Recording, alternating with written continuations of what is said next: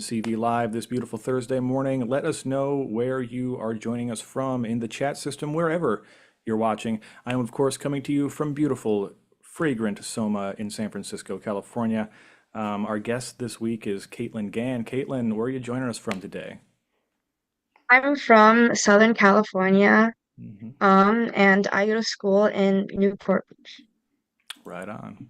I'm quite familiar with that part of SoCal. I lived in Carlsbad for a while. Um, so a little bit pretty close, closer than San Francisco anyway.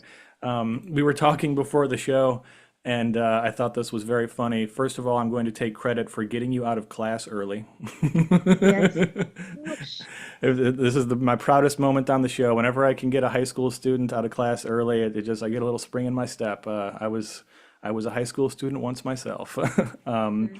Yeah. You're in the music room at your school right now, actually, is what you said. Yes, yes. Amazing.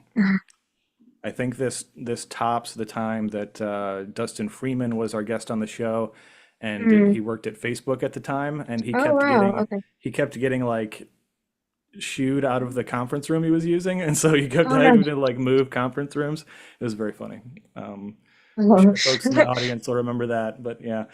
Good morning. Hello, Kevin from Basingstoke, UK. Hello from to Berlin. Hello, Winnipeg, the United Kingdom. Nigeria, David from Hungary, Steve from Smart Mansion Inc. Always good to see you, Steve. Hello, Richard from Maine. Hello from Yokohama, Japan. Hello from France. Hello, East Grinstead. They got some really incredible names in the UK. I got to give it up. The localities there are just a beautiful naming nomenclature they have there. Um, India, Russia, Israel, Pakistan, coming in from all over here on this beautiful Thursday morning. We will get started in just a few minutes here. Just gonna let people, filter into our various chat systems and video streaming services. We are live on Facebook, YouTube, Twitter, LinkedIn, and Twitch. No, I am never calling it X. I will die on this hill. It is Twitter. It will always be Twitter. mhm. I agree. Excellent. I'm glad we agree. Hello, Yeah. Uganda, Mexico, Irvine, California. Hello, California. Hello, Madrid. Somebody in the channel just called me Philly Philly. That's not a nickname anyone has ever used for me. I'm not from Philadelphia. Uh, will we be giving certificates for watching this conference? No, no, you won't. Um, Has anybody else noticed the proliferation of these Zoom bots? They're becoming a bit much. We might have to start telling people not to use them. Like, it's fine if one person in the LinkedIn, or it's fine if one person on Zoom is using one of those AI summary things, whatever. But there's like five of them, and it's too many. Oh, hi from Philly to Philly. That makes a lot more sense. Thank you, Kashal. Several people agreeing with us that it will always be Twitter. I appreciate that. Flattery will get you everywhere, folks. I think now they're adding more AI assistants just to make me mad. I forgot that I don't run the show. The audience runs the show. It's thank you so much for reminding me out there, everybody. Yeah, right. I think it's about we can go ahead and get started here. I'll let me switch our view. Okay. Hello, everyone, and welcome to OpenCV Live. I am your co-host with the co-most, the second banana who is second to none. I'm also your plus one and only, Phil Nelson, Director of Content Creative for OpenCV, flying solo today as Dr. Satya Malik is flying elsewhere today. Our guest on today's show is OpenCV AI Competition second place grand prize winner, Katelyn Gan, whose incredible project uses OpenCV to extract star radial velocities that may contribute to the detection of Earth 2.0. Super exciting. But what's most impressive about this is that Katelyn made this project while still being a high school student. So we are super excited and happy to have Katelyn here. Before we get to the presentation, I've got a few things we need to cover at the top of the show. The first of which is we are taking questions from you in the audience. Please use the Zoom Q&A button if you're watching in Zoom, or just type your question into the chat system wherever you're watching across all of our various myriad channels. We're also doing a giveaway to you in the audience. Later in the episode, I will be asking a trivia question based on the presentation from our guest, and you out there in the audience will have the chance to win the OpenCV course of your choosing. You can go to opencv.org/university to see what courses are on offer. That's almost it from me, but we've got a couple more things I want to talk about here before we get started. I'm going to share my screen real quick and show the folks out there. So Katelyn's project was part of the OpenCV AI Competition 2023. It was sponsored by Katelyn Seed Studio, as well as our friends at Hackster.io, the official community platform of OpenCV. See second place right there. You can check out the project here on Hackster, and there's also code. There's a very, very nice video here that Katelyn put together, which we can talk about in a bit. Really looking forward to this episode. Did you know that OpenCV has merch now? You can buy OpenCV t-shirts, buttons, pins, pet bandanas, 3 different flavors of the I Love OpenCV logo on a shirt or button or bag or whatever. We have English, Simplified Chinese, and Espanol. Also this week, importantly for folks out there following the OpenCV 5 development progress after our Indiegogo campaign later last year, we've begun posting weekly updates here on the opencv.org blog, where you'll be able to pop in here after the OpenCV team has our weekly meeting. We take their notes and turn them into a blog post for you all so you can see where things are going. Of course, you can always, this week we've talked a little bit about Doxygen. We've updated some of our docs in advance, the documentation software in advance of doing a huge amount of work to update all of the documentation on as part of the OpenCV project right now, which is quite a bit of stuff, and we're really happy to have having a new extra hand to help on that. Hi to Gersimer.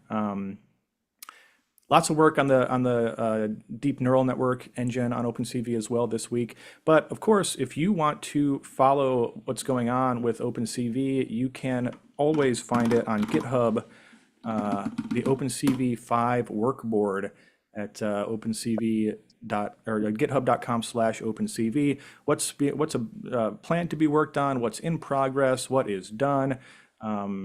Take a look at, maybe you'll find something that's interesting to you, or that even possibly you can help out on if you have the expertise. That is about it. Please follow OpenCV on Twitter. We're on Mastodon, we're on Blue Sky, we are on LinkedIn, we're on YouTube, we're not on Instagram or TikTok yet. I think I'm gonna have to hire someone about 20 years younger than me to do that, because I don't know it. But without further ado, our illustrious guest, Katelyn Gan, second place grand prize winner in OpenCV AI Competition 2023. Super excited to have you on the show. Even more excited to have assisted in letting you leave class early. Welcome, Katelyn. Yes, thank you. Yeah, Please, so I'm Kate. Oh, yeah. introduce yourself. Yeah. Yeah, so I'm Caitlin. I'm currently in high school, so yes, Phil did get me out of class early, and I might even miss some of my next class, which is very exciting. You're very Yeah, welcome. yeah. I guess a little bit about me. I'm Caitlin. I like I like to play lacrosse. I'm on my school's lacrosse team. I'm really passionate about like technology, definitely OpenCV, and what I will be talking about today, which is like exoplanet detection. And yeah, overall, I'm very passionate about the STEM field. So yeah.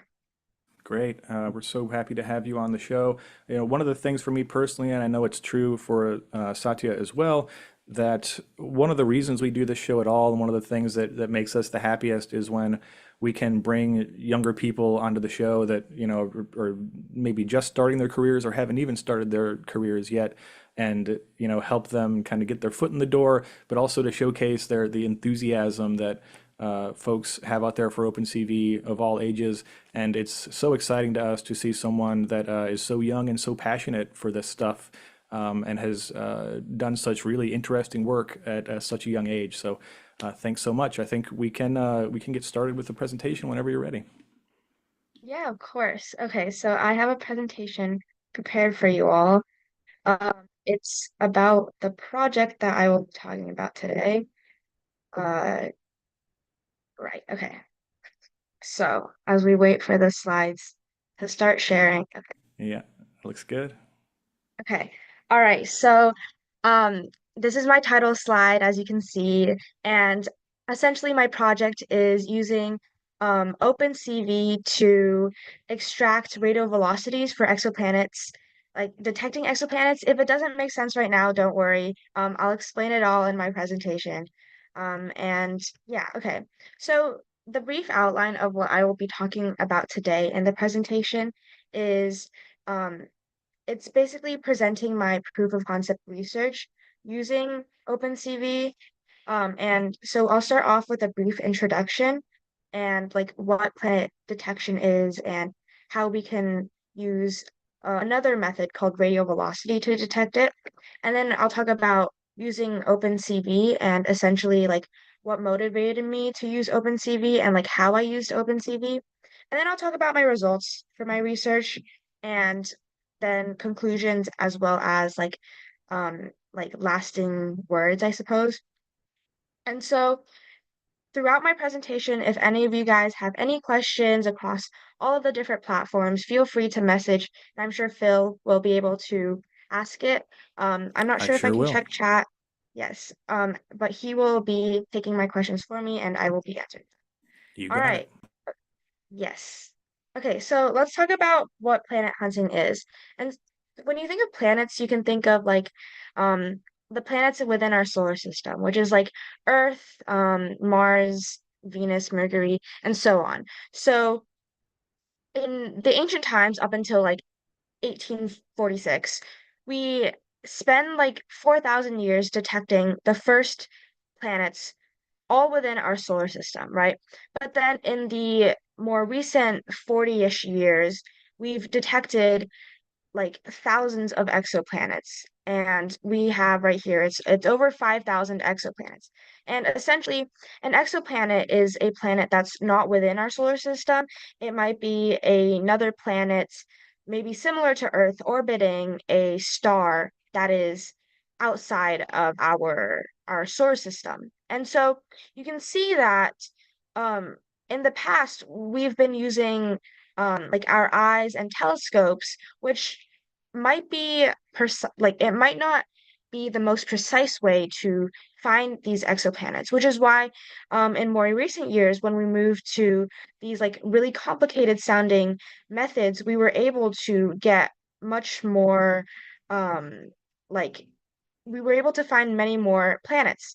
And so you can see that you have these different types of planet detection methods, and one of them is the transit, which was developed in 2002, and the other one, which I will be like focusing on today, is the radial velocity method. And so it's quite notable because it was one of the first methods discovered, and it still makes up a huge portion of the number of exoplanets discovered. And so now that we understand what exoplanet hunting is, basically, we can talk about using the radial velocity method. So it's the one that I highlighted over here. Got a quick I will be, question from the yes, audience here already. yes, of course. What got you so interested in planet hunting? Like, was there something you watched, or like what really piqued your curiosity here? Yeah, I was always interested in space. In middle school, I did Science Olympiad and I did like the astronomy event for Science Olympiad. Me And too. so I've always been interested in space and exoplanets specifically interested me because I was interested in like finding a second Earth.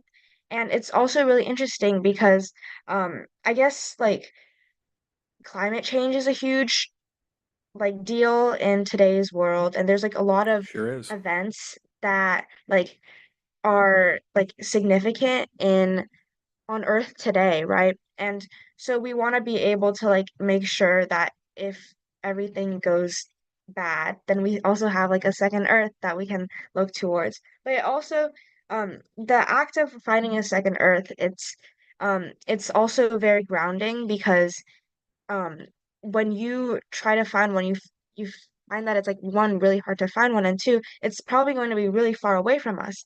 And as a result, we really need to preserve what we have right now because we can't like a second while finding one would be like really helpful. It might not mean everything, essentially. It might But not yeah, mean much at all, depending on how quickly things go down the tubes as well. yeah, So thanks for that answer. Really, really well said. yeah, I yeah, of couldn't agree with course. you more. Yeah. And so talking about the RV method, we have it right here. So basically how it works, it's also known as the Doppler spectroscopy method, where essentially when a star and when there's a star and an exoplanet, the exoplanet exerts some amount of gravity on the host star. So as a result, when the exoplanet orbits around the host star will actually orbit around the center of mass of the host star exoplanet system. And as a result, from Earth, when we look at this, we can see that the star comes closer to us when it's like orbiting, and then it also has periods where it's going away from us. And as a result, when it's coming towards us, there's this thing called blue shift because of the Doppler effect. And as a result, we will have the spectra of these stars will appear shifted more blue when in actuality it should not be. But when it's going away from us, there's redshift because well, it's going away from us. So as a result, because of this blue shift and this red shift, we have these shifts in the wavelength. And so using the shifts in the wavelength, we can then calculate, this is where the wavelength goes, and this is the speed of light. And so using the shift in the wavelength, we can then calculate the radial velocity of the star, or essentially like how fast the star is orbiting the center of mass. And so generally, when using this radial velocity method, you you basically calculate the radial velocity by cross-correlating spectral data with a template mass. So what does this mean? Essentially, you have two spectra, and you can cross-correlate them by essentially like overlapping these two spectra and trying to see where they like meet and how much the shift is between these two um, like stellar data. And then as a result, you can find the wavelength and then the radial velocity and then plot that and then figure out whether or not there's an exoplanet. So that's the standard approach. But we do need to improve this because the current RV extraction precision is around 1 meters per second. And essentially, to put this into context, for Jupiter, um, it would induce a signal of around 12 meters per second. But for Earth, since it's much smaller, even though we are closer to Sun, our mass is much smaller, which means that we have a weaker gravitational force, which means that our signal is going to be much less. And so our signal is around 9 centimeters per second. So, essentially, what this means is that since our current precision is below 1 meter per second, we need to make it so much smaller for the 9 centimeters per second. And yeah, basically, we need to improve both the instruments and the RV algorithms to be able to achieve such a precision. And this is essentially what motivated me to do my project because I saw this and I was like, oh, we need to figure out a new method that could potentially be able to like make the um, RV signal that we can extract smaller. And so this is why I decided to use OpenCV for my project. So I'm sure you guys already know what OpenCV is. You're all in the seminar, but basically OpenCV is a very helpful tool that I used that can perform precise feature alignment between two images and essentially adjust the image angle and give you the picture in the view that you want. So essentially, in this example I have here, I have a book, and then I have like a thing on the book, and then I have like the top view of the book. And then so once it detects the features, you can then convert it to top view, which is right here. And you can see that this is the same image but converted into the top view because the square is still there. And you can see that um it's visible because we were able to convert the angled view to the top view through the homography transformation. And so we can use this for detecting exoplanets because if you remember, we were cross-correlating the spectral data. But if we were to change the spectral data to, let's say, images of the spectrum, then we can have essentially two images that we match the features for and then convert and calculate the shift. So essentially, the example is here. Imagine we have one like wavelength dip, I guess, or like we have one low here, and then we can see that this is at like one period in time, like let's say T1, and then we can see that at 10 seconds or 10 whatever, you can see that the wavelength has shifted a little bit. And so if we were to stack these images on top of each other, or if we were to use OpenCV to compare these two images, we would be able to figure out the shift between the two. So that means that the two spectral images are like basically similar to the two images captured from distinct view angles. Okay. All right. So now I'm going to be talking about like what I did for being able to use OpenCV on my images. So essentially, what you do first is you build the image because the data that we're given is not given to us in image form. It's given to us in like numbers, where essentially if you have a higher number, then it will be like a peak, and if it's a lower number, then it's not a peak. And so you want to be able to um, basically make these numbers or these data sets that were given into images. So essentially what I did was I just stacked all these values on top of each other until I created such an image. And additionally, um, you can also add noise into this because sometimes when you're given the data, you're not entirely sure what how accurate your data is or if it's like 100% correct. So if you wanted to test for noise or if you wanted to make sure that this would hold up with like noisy data, then you can also add noise by like stacking it on top of each other. That's also an option. But for the um, like slides and the demo here, I won't really be going into that. But essentially you build the raw spectral line and the individual line. I know these images look very similar and this is why we use OpenCV instead of just the human eye. But essentially this one on the left is a spectral line where add the like we add all of the different time periods together and take the average to build that image. And then this one is just like any random point in time. And the reason why we're taking the average is so that we have like an estimate or like some period of time we can compare all the other data points to like figure out the radial velocity with respect to this one specific point in time. But like you can take any other point in time. But this is just a like something to compare to. And so, these two images, while they are good images, we can't really compare them yet because um, OpenCV cannot detect the features on this because there's not enough contrast between each individual point because you can see that it's a gradient. So it's very hard to detect whether or not there are features. So over here, there's zero features detected. However, if we were to add a foreground mask, we would be able to add the number of features detected using OpenCV.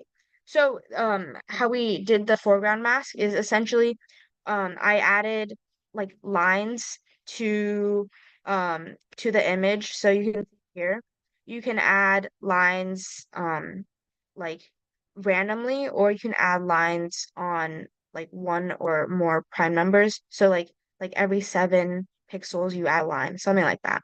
And then um you can see that when you have um a gradient in terms of the mask, you get more features. So for this, you would have 0, and then you have 1, and then 6. So the more features, the better. But I also didn't use random masks because I wanted to stay consistent with my results. So in the end, I did not end up using random, but um, I still ended up using a foreground mask to increase the amount of features detected. So after I added a foreground mask, like one or two features still isn't enough. So I used discretization, where essentially now you make the lines much more um, clear, where essentially instead of having like a gradient, you now have like fixed intervals, which makes it a lot like a higher contrast. You can say it's like a higher contrast.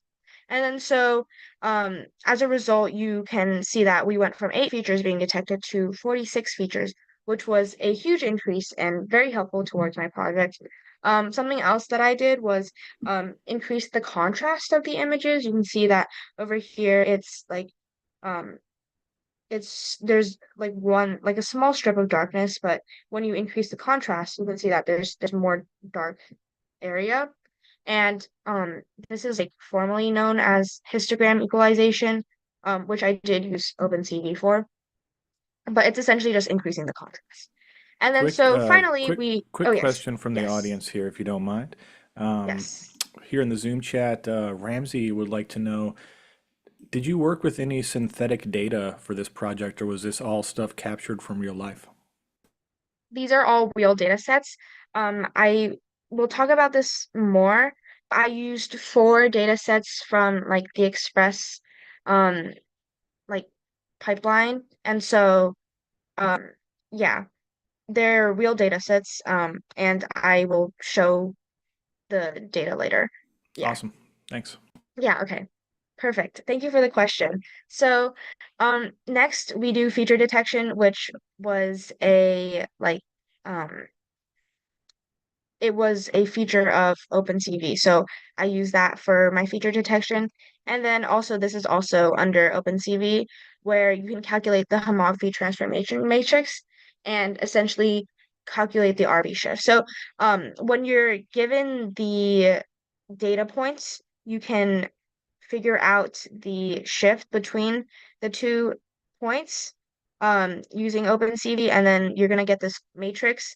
And using this matrix, you can then calculate the shift in wavelength because you can match the number of pixel shift to the amount of shift in terms of like the wavelength, and then you can calculate the radial velocity.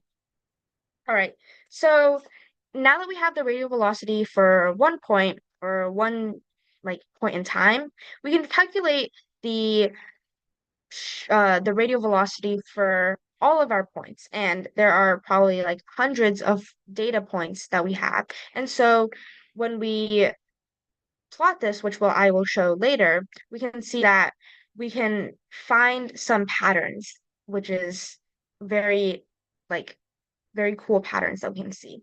But the data sets, yes. So we have 4 real data sets from the Express Stellar Signals project.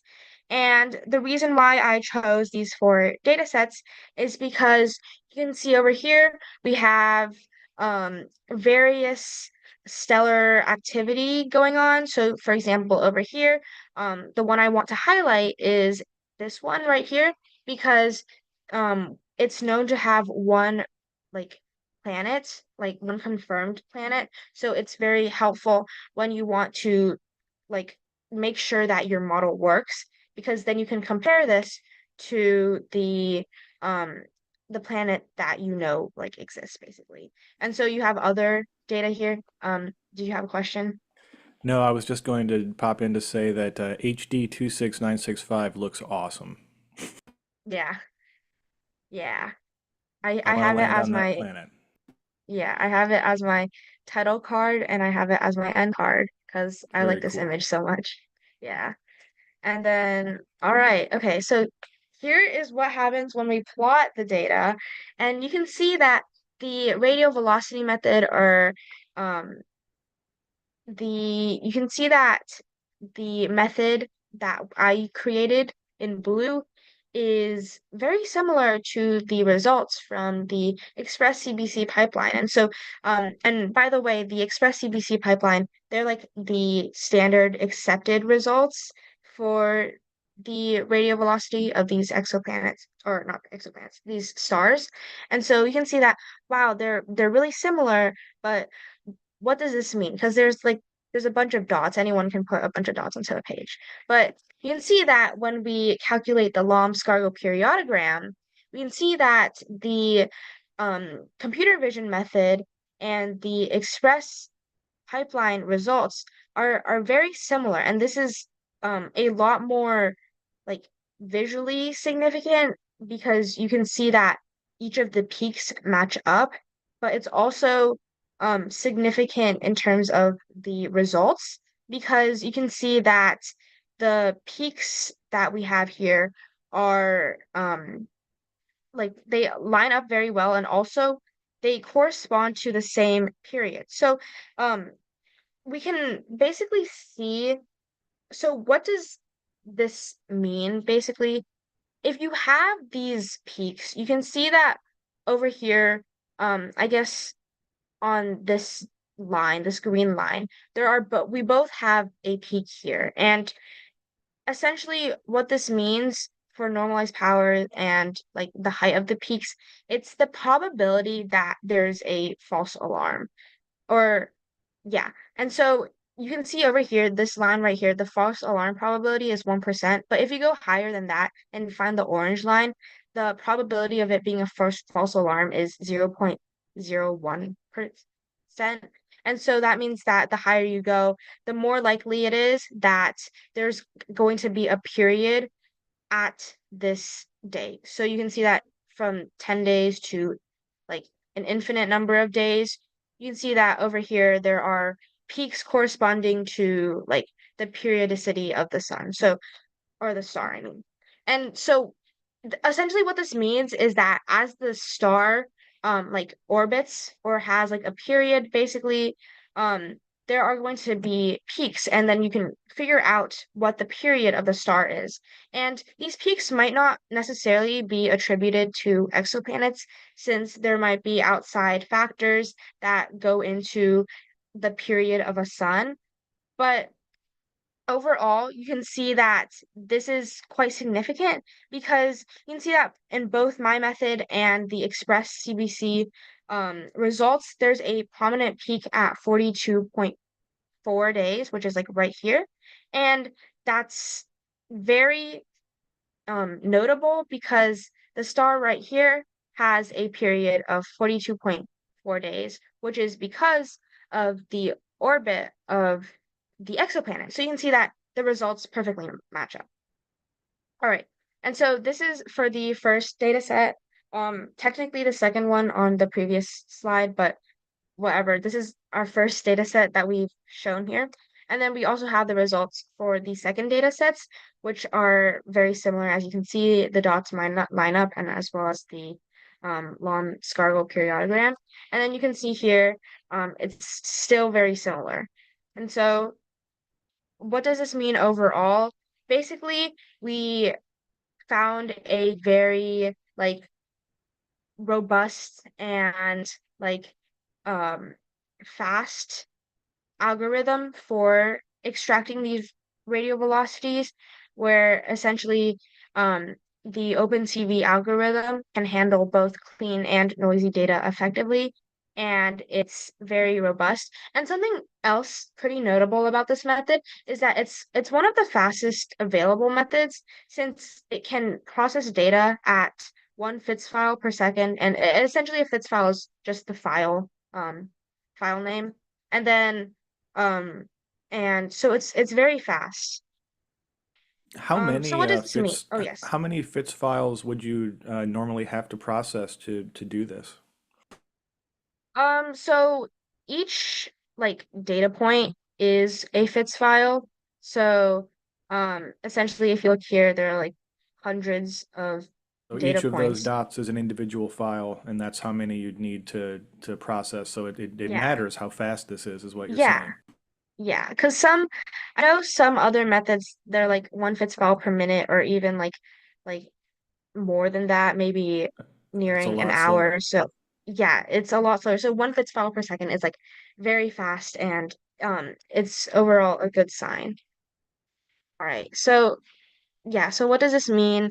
So essentially, for detecting radial velocity, we're using computer vision AI, and this is very helpful and it shows that we can use AI for future projects, not just for detecting exoplanets. And using our new method, we found a close match, which shows that this method using computer vision, it has like very high promise. Basically, there's a lot of potential, and I'm very interested in exploring more and trying to test other parameters and see what else we can do to maybe like create a smaller, to have a smaller like value that we extract. And then so we can also see that we have a high level of robustness against noise and diverse model settings. So essentially, like if we change some parameters, the overall results won't vary that much. And it's fast.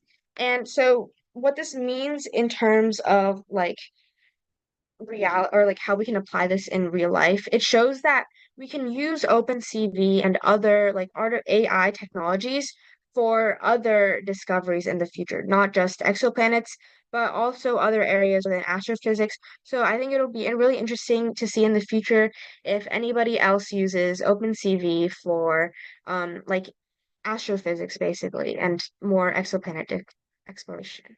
So um basically beyond what I've done with the research and the project in terms of results, I've also reached out with my project and I wanted to like um basically have other people also work on it because I think it has a high potential to really expand our knowledge of detecting exoplanets.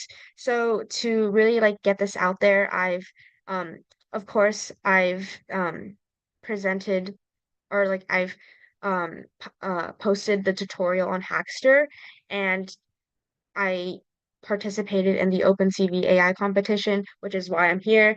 And so you have the links there. And I also presented and published a paper at the IEEE MIT URTC conference. And it's on GitHub as well. And I am always open to any comments, questions, feedback. So you can like find me using my email or with like Hackster and GitHub, I will reply to the comments and I will see whatever you say. And so I'm very interested in collaborating with any of you currently watching, like in the Zoom or on YouTube or whatever. Basically, if you want to collaborate with me on this project, just shoot me an email. My email is on the screen first, last, and then 77@gmail.com. And then, yeah, so essentially, what we can do in the future, if you are interested, is we can develop chunk by chunk mode. Essentially what that means is that instead of having like individual um like like peaks that we look at like a chunk and we also want to figure out like what chunks are the best for detecting exoplanets because some chunks like some of them like maybe at the start or the end of the spectrum it has a lot of noise and thus is more inaccurate and less helpful in terms of detecting exoplanets. So that's also an option. And then we can also optimize the algorithm in terms of using OpenCV and the image processing. And we can try to figure out more ways to detect features essentially. And then we can also test on more stars. We can find a bigger data set. And then we can also use computer vision or OpenCV for other purposes such as like pre-screening the raw measurement data to make sure that what we have or the data that we have is not as noisy or it's like better for whatever we want to accomplish. Okay. And then now we're nearing the end. I want to thank um all of these people. Um I want to thank my mentor, Dr. Rajpal. I couldn't really have done it without him. And he provided me the data sets and all of the overall guidance for my research, and also the Yale Express project because um, they have the data and they provided very positive feedback. And of course, what I am here for today, OpenCV, because they were able to provide the open source CV library that I was able to like create my project with. And also they gave me great opportunities and were able to like recognize and promote my research findings. So I'm very grateful for all these people who have supported me along the way. And that's it. We can detect exoplanets together, and I hope you can send me an email and perhaps we can collaborate. Thank you. Tremendous. Thank you so much, Caitlin. Awesome, awesome presentation. I think one of the best we've had in quite some time. You can go ahead and unshare your screen there. All right. Thank you. Thanks so much. Much to consider. Such a just awesome project. We've got a lot of folks in the chat here interested in potentially collaborating as well. Stephen in the chat says this is one of the best talks I've seen on OpenCV yet. So Thank thanks you. so much. We've got a decent amount of questions. Vasu also says a very nice presentation. Over on YouTube, we've got a few other people saying thanks so much. We've got a couple of questions here. Uh, First of all, um, so as a as a student, I mean, normally when we have students on here, they're college students, but as a student, um, what do you think was like the most beneficial to you about participating in OpenCV AI Competition 2023? I think the most beneficial thing is just like the outreach that it was able to give me, and also it helped me like really try to make my project a lot more clearer. Like, um, I essentially like when I went into this, I really didn't think that I was gonna win. I just thought like a great opportunity for me to like get my project out there and like share it with more people. And then I did win, and then it was like an incredible shock, and I'm like really grateful for that. And as a result of that, it was able to help me like explore OpenCV more and also like be able to share with more people, basically. Awesome. Yeah, and thanks so much to our sponsors at Hackster, Cottis, and Seed Studio for that. Folks, there will be a OpenCV AI Competition 2024. We've got a couple sponsors lined up already. The best way to stay abreast of that situation is to sign up for the OpenCV newsletter. That'll be the first place that we announce that when it comes out. A couple more questions here. So what did you look at any other data sets aside from the Express ones, or are those really the only ones that were viable for this kind of research? Yeah, so I mostly looked at the Express data sets. I used the four that were um, given to me by my mentor. Um, also, I am open to using more data sets, but these were the four main ones that I focused on for my project. Makes sense to me. We've got a few people asking about like machine learning or like recurrent neural nets or long short-term memory networks. Did you look at any kind of machine learning tools for this project? And are you, uh, if not, or if so, are you looking at maybe integrating them into the project in the future? Hmm. Yeah, I think that's a really good question. For my project, I focused mainly on using computer vision to basically extract these radial velocities. But in the future, I'm definitely interested in looking at other types of machine learning. I think that it will definitely help expand how far my project can go. And so I'm definitely interested in learning more about these machine learning techniques. Awesome. Well said, as always. I've got to say, having had you on the show here, I am so impressed with how well you're able to talk about this stuff. You you obviously understand it, and you're very good at communicating this. I think we've had a lot of people on the show who are, professionals out there that are not nearly as good at this. And so we're really looking forward to watching your career develop and hopefully have you back on the show with some even more exciting stuff. I'm going to take this moment to do our trivia giveaway. So everybody who's been watching out there and waiting patiently, now is your chance. I am going to ask a trivia question based on the presentation from our illustrious guest. The first person to answer that question correctly in the Zoom chat, and if you're not in Zoom, you can get there by going to opencv.live. You've got a few seconds to do so. The first person to answer it correctly in the Zoom chat will win the OpenCV course of their choosing. You can see what courses are available by going to opencv.org/university. And before I ask, I'm going to share my screen again quickly here. On the OpenCV University front, there is some pretty big news today. There is a new version of our Deep Learning with PyTorch course. This is for PyTorch 2, released by Meta fairly recently. The course has been fully updated to take advantage of the new stuff available in the new versions of PyTorch. And with this new launch, we have a special deal for everybody out there in the OpenCV community. There is a 50% off discount. Excuse me. That discount was so steep, I couldn't believe it. There is a big discount if you go to opencv.org/university right now. For the next 1 day and 15 hours, you can get up to 50% off of the Deep Learning with PyTorch course. So please check that out. Get ready to answer the question now. If you have won in the last few months, please do not answer and give someone else a chance to win out there in the chat. So we talked about a lot of interesting math and science stuff here today.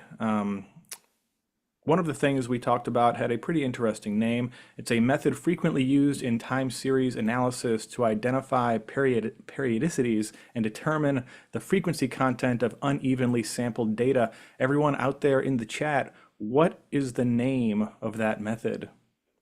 What is the name of that method? Oh, I thought I got you, but it looks like Joseph was paying attention. You're pretty close there, buddy.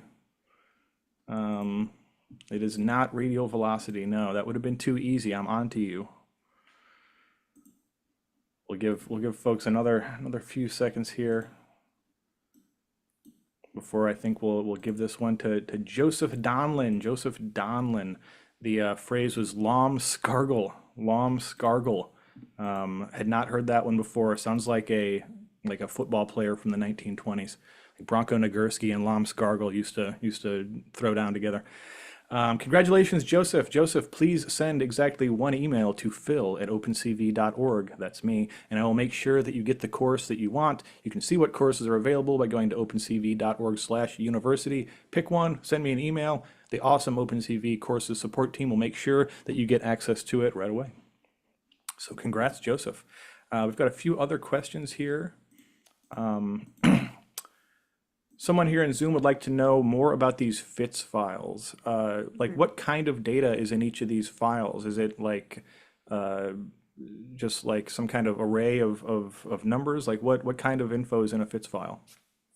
Yeah, so a FITS file actually has a lot of information. So it's like the standard file that people use for astronomy, and there's a lot of like data within it, but the main one that I used was the wavelength and um like the uh in specific like the Berry wavelength, which is where it's like the wavelength but adjusted a little bit because of the like this Earth orbiting the sun. It's like the Earth also moves, so that's why you need to adjust it. But basically, like there's other information that I didn't use, but it also talks about like um uh there's it also has like the data separated in terms of chunks. So there's like 86 different orders, and essentially each order is like a chunk of the wavelength. I didn't use all the orders because the ones at the ends are very noisy, so I narrowed it down to like the middle like 40 or so. So yeah. Yeah, that makes sense to me. I'd never seen these files either, so I was kind of interested in what that might be. We've got about 10 minutes left here, a few more, we can ask a few more questions.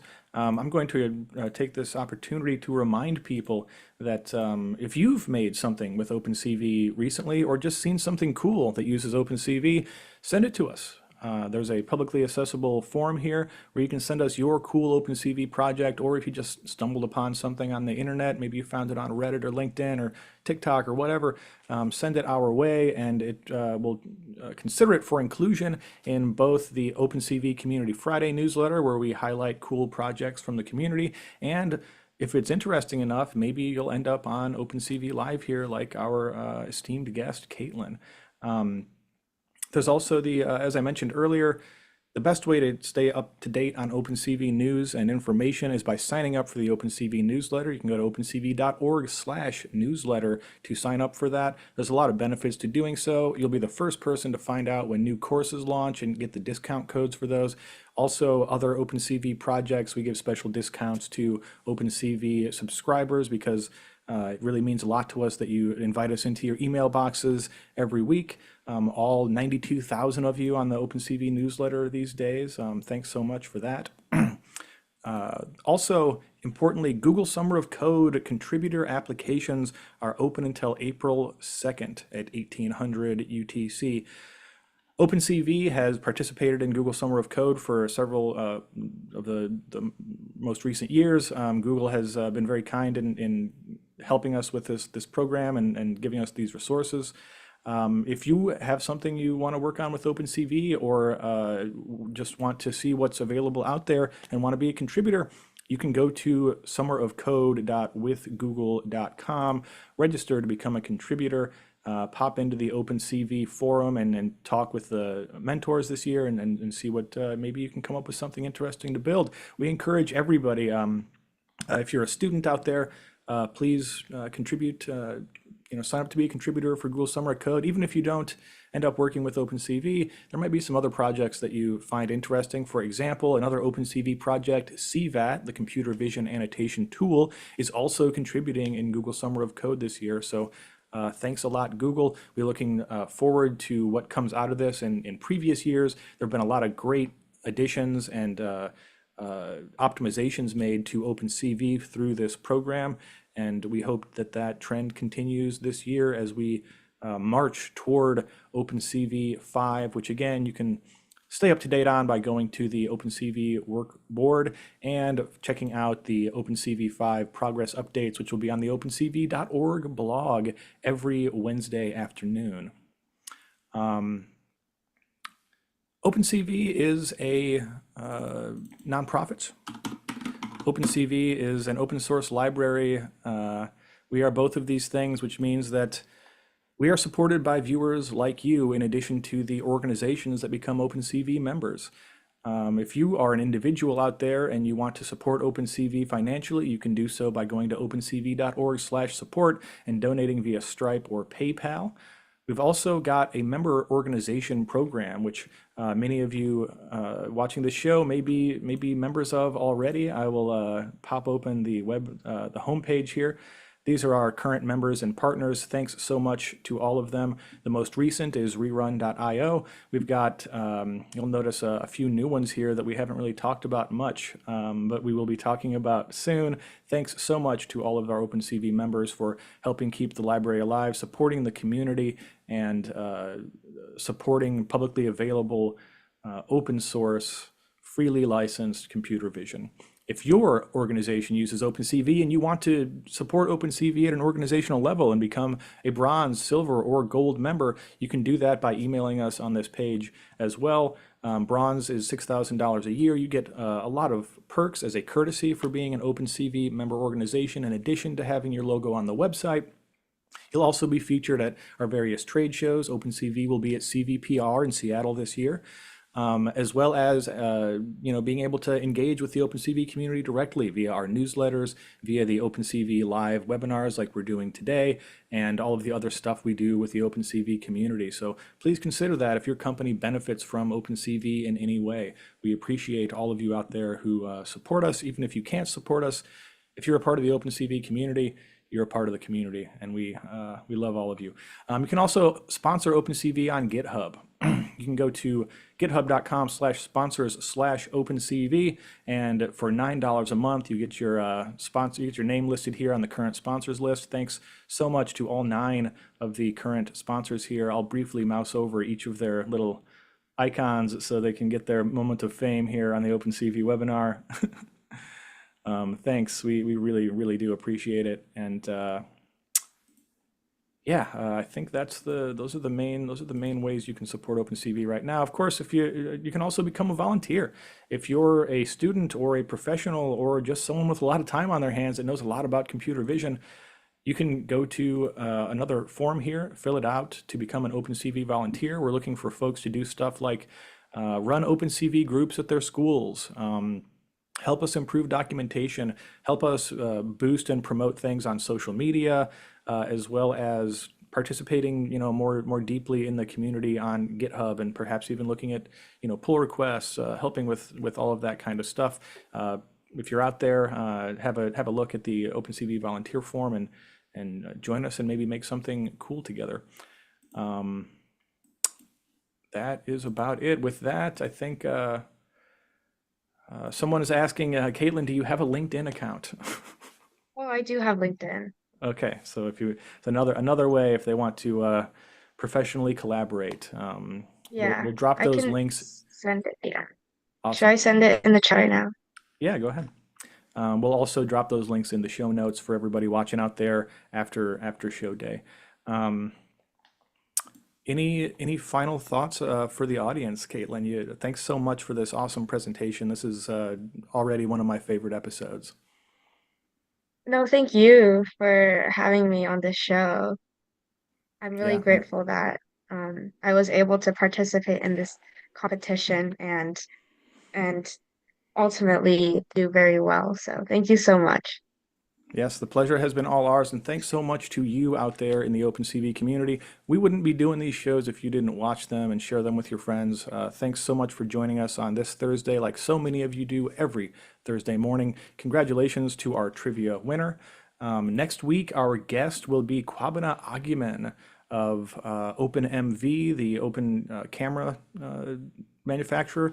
There's been a lot of interesting stuff going on in the world of OpenMV recently, and we're looking forward to getting the update on that open source hardware and software. Really looking forward to talking with Quab. He's been on the show a couple of times. He's actually lives in my neighborhood, and somehow, for some reason, we never see each other unless we're doing a show like this. So it will be good to catch up with Kwabena. We hope you'll join us for that. And then the week after that, we have Bart T. I'm not going to try to pronounce his amazing Polish last name, but you'll remember him from Building Sports 2.0, an episode that we had a while ago, as well as participating in a previous version of the OpenCV AI competition, where he made a really awesome laser tag VR type of thing using OpenCV AI Kit. So look forward to that Thursday morning, 9 a.m., same bat time, same bat channel. Take care of yourselves out there, folks, and take care of somebody else if you can. Have a great day wherever you may be. Yes, and for my LinkedIn, I don't know how to like send the link for it, so just search up my name. It's Katelyn Gan, and then it should. I don't think there are any people with name Katelyn Gan, but if there are, my profile picture is the exact same as the one on the like On the poster, of that's what? where I got it from, I Yeah, on the think. poster. Yeah, yeah. Yeah. All right. Thanks so much. We'll see you later, folks. Adios. Thank you